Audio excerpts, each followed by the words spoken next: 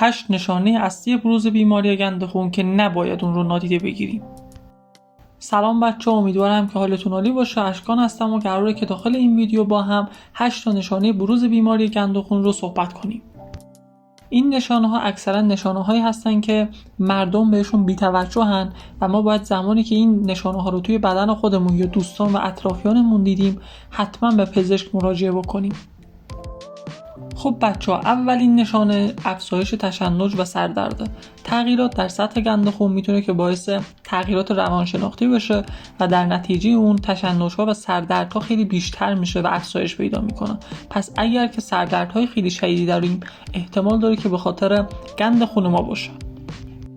دومین نشانه بی‌اشتهایی و لاغریه. اگر که شما بیش از حد احساس گرسنگی میکنید، در عین حال وزن خودتون رو هم از دست میدین، به خاطر بیماری گند خونتون رو و حتما باید به پزشک مراجعه بکنید و با پزشکتون صحبت کنید.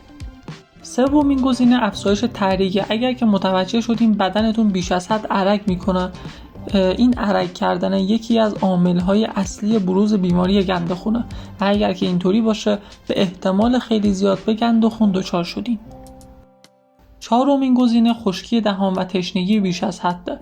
افزایش گند خون باعث تشنگی زیاد و خشکی دهان میشه. اگر این علائم رو تجربه میکنید حتما بهتر که با پزشک خودتون مشورت کنید.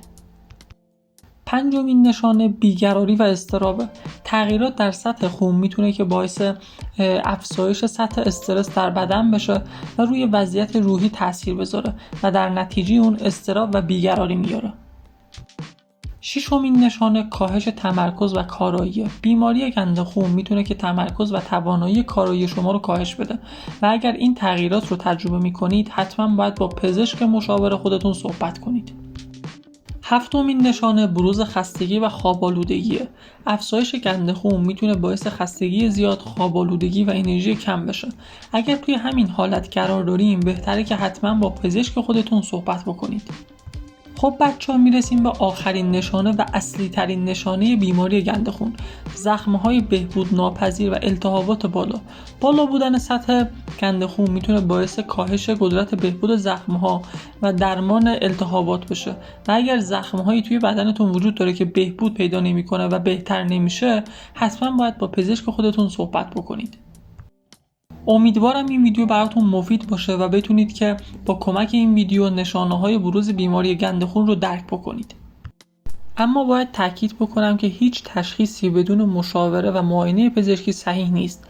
بنابراین اگر که شما یا عزیزانتون با هر یک از این نشانه‌ها مواجه شدین بهتره که فوراً به پزشک خودتون مراجعه بکنید.